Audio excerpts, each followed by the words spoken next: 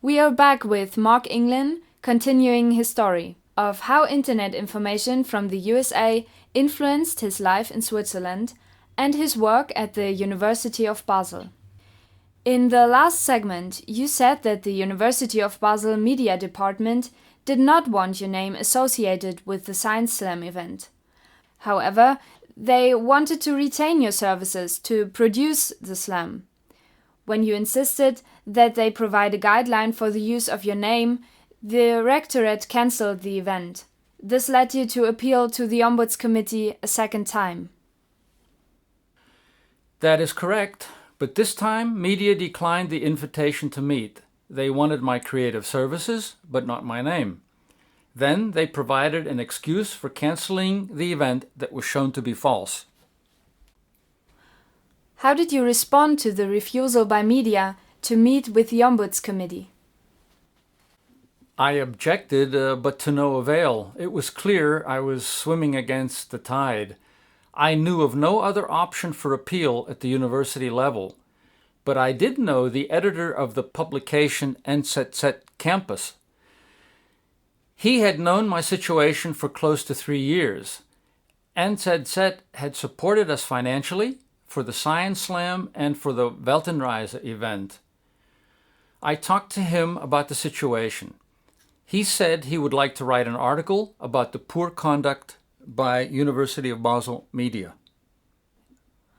Was that article ever written or published? Yes, on June 17th of 2013 in the NZZ.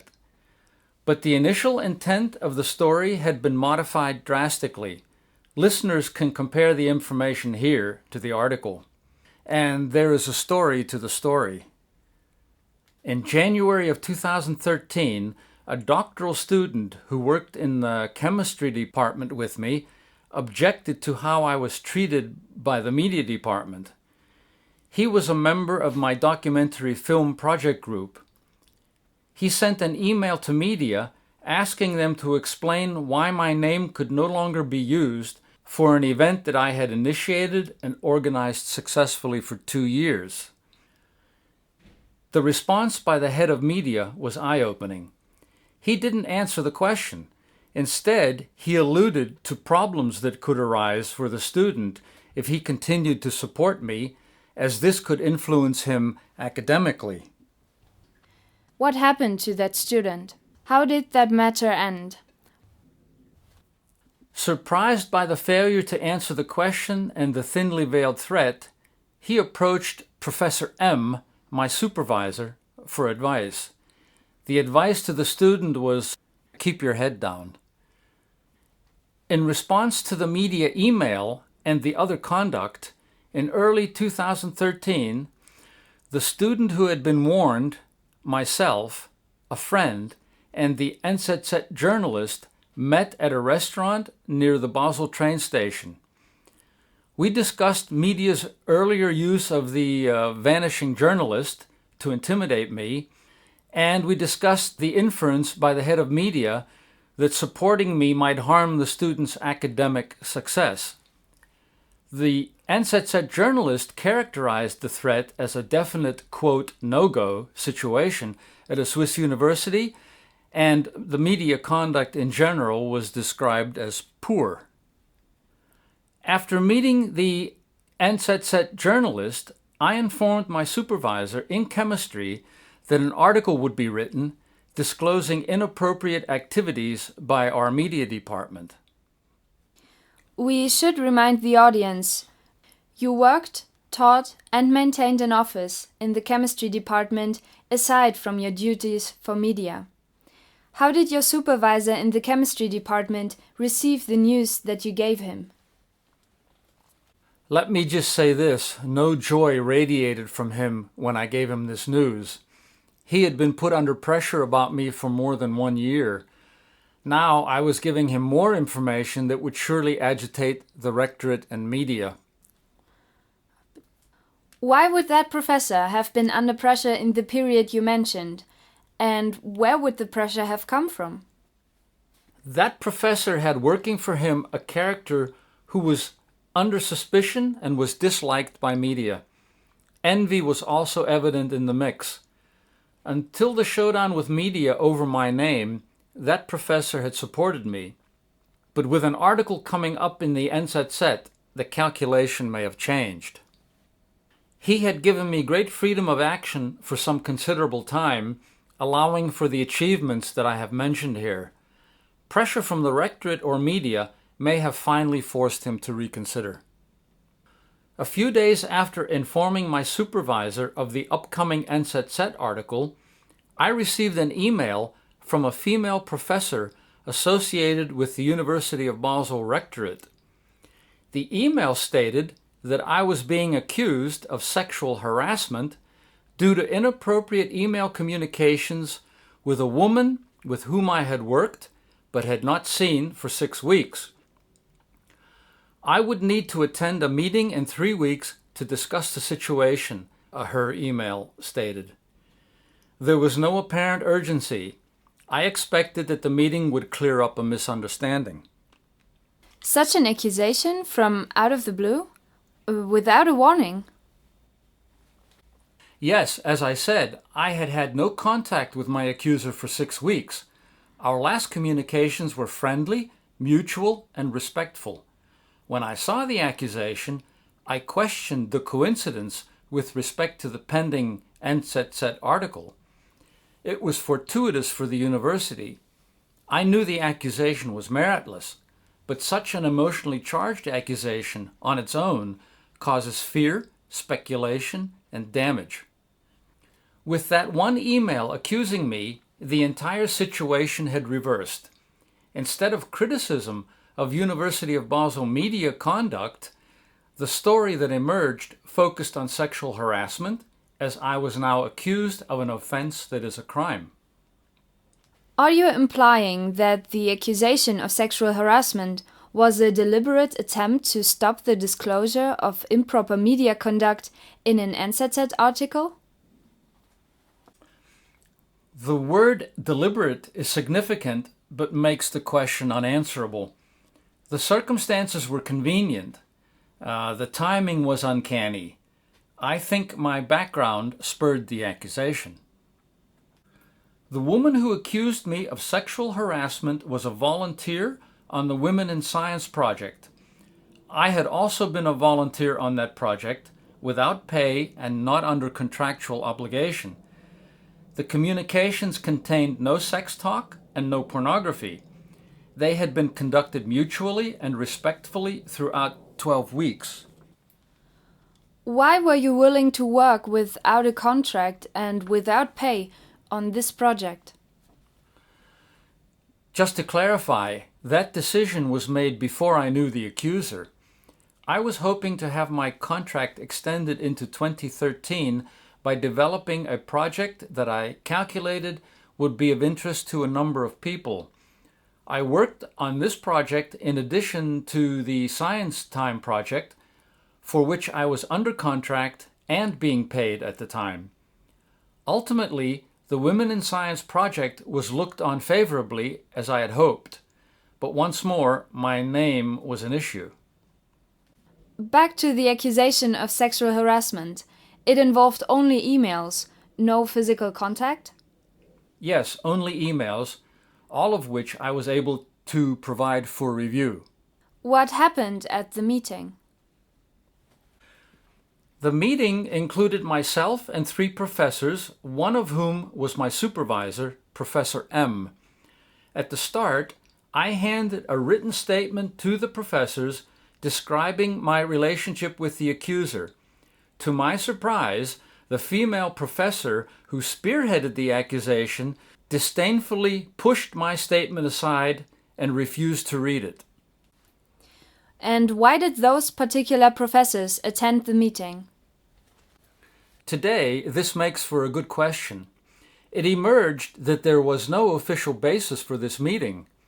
With respect to the official university guidelines for an accusation of sexual harassment, it turned out to be an inappropriate private effort. Ironically, the accusing female professor is formally involved in evaluating charges of sexual harassment, but in conjunction with a committee and in a well-established, clearly defined university framework, including the presentation of evidence. That day, she had bypassed the committee and their lawyer. When my statement was pushed aside without consideration at the start of the meeting, it became clear to me that this was not a meeting as claimed. My lawyer characterized it as fitting the definition of an inquisition. The professors refused to allow me to see evidence, stating that they did not want to go into details. In fact, they had already prepared a decision and my punishment.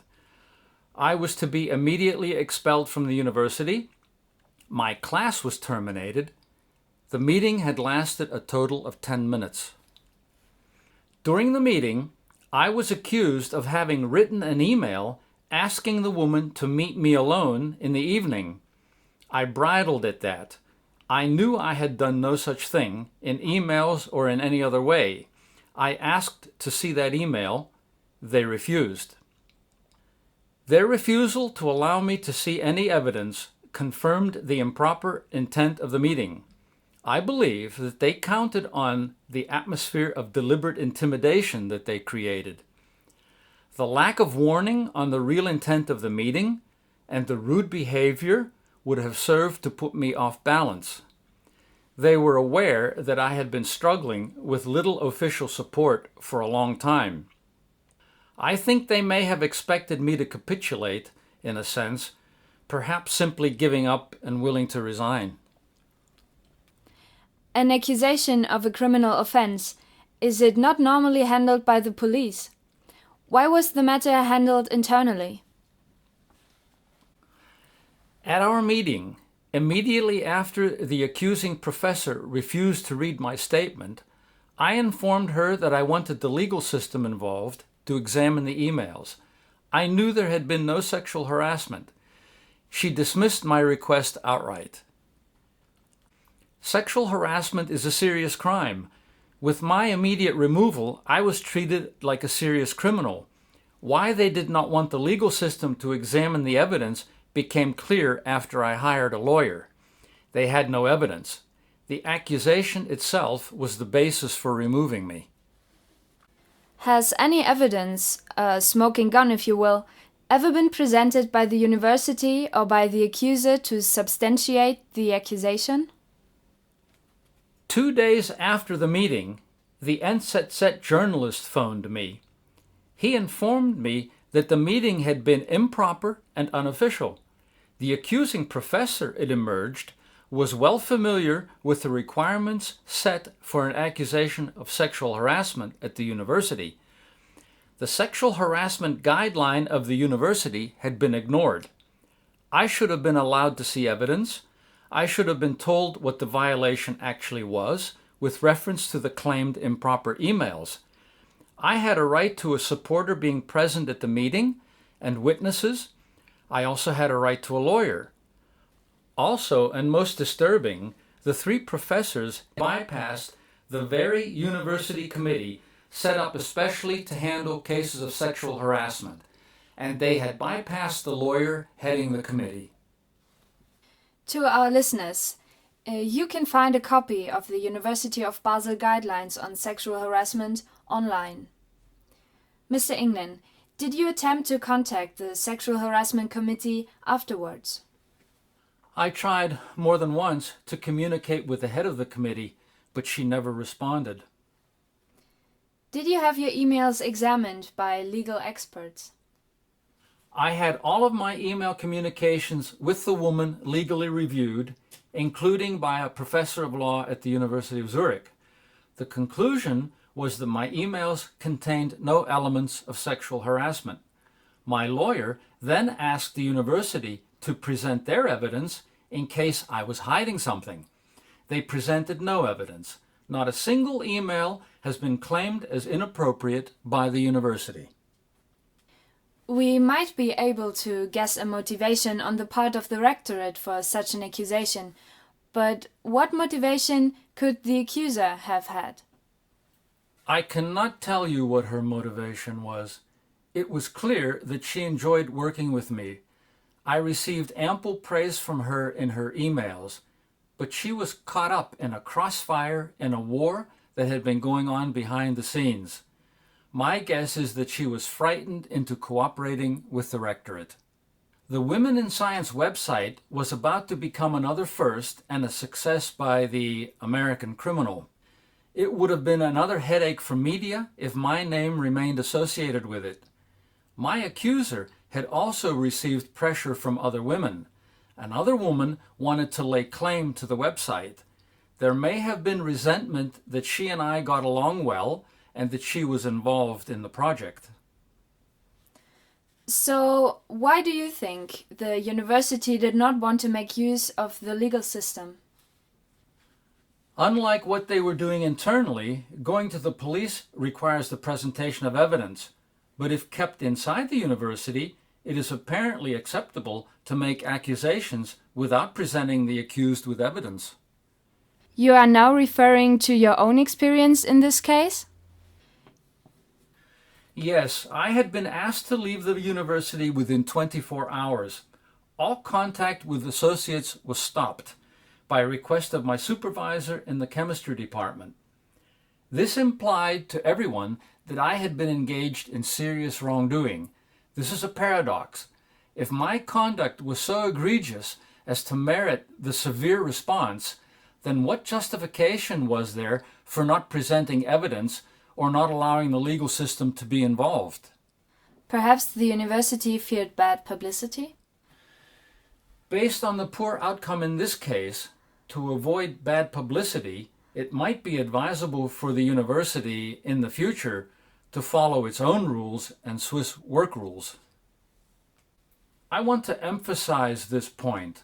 On the one hand, people were deliberately led to believe that I was a serious threat, but in an unspecified form. Whatever I did necessitated immediate removal and fear of me, as communicated to students. On the other hand, it was not worth presenting evidence to the legal system. In this way, they had a political tool that could be used within the university. What are the current circumstances in regard to the accusation of sexual harassment? Today, it is questionable whether I have ever been officially accused of sexual harassment by the university. How can such an accusation not be official? As the accused, you would have to be the first to see an official accusation. None of the accusing professors signed the protocol that removed me. They wanted me to sign it, but they never did. The committee to evaluate sexual harassment had not been convened. So what is official? Kafka could have done no better. This too clever ploy by half is a perfect example of what Friedrich Nietzsche refers to as the pale criminal, someone who likes to use the knife but cannot stand to see the blood on the floor, someone who commits an act, wants the effect, but wants to deny the act at the same time. Once the improper conduct became evident, upon the advice of a lawyer, I filed a lawsuit against the 3 professors for false accusations. That lawsuit is now pending. The improper 10-minute meeting achieved what began 1.5 years earlier. I was cast as a villain and removed, and the topic for the NZZ article shifted from university wrongdoing to sexual harassment allegations. I had hoped that the NZZ article in June would emphasize certain aspects of this case more. The journalist was my source of information for the wrongdoing by the university in the first place. As I said, he pointed out the violations of the university guidelines on sexual harassment, phoning me at my home to provide me with the information. He also informed me that the committee lawyer and her acting deputy were bypassed. The journalist expressed dismay that a Swiss university could neglect propriety to such a degree, and that a fellow journalist, head of media, could act in the most base, underhanded manner, using phony journalists as a political tool. His description of the situation in general was, how did he put it, a typical brew of secrecy envy, and cowardice. For our listeners, you may well be saying to yourselves that this story is already quite extraordinary. But as you know, truth can be stranger than fiction. Perhaps a moment of contemplation is in order for the next revelation in a long list.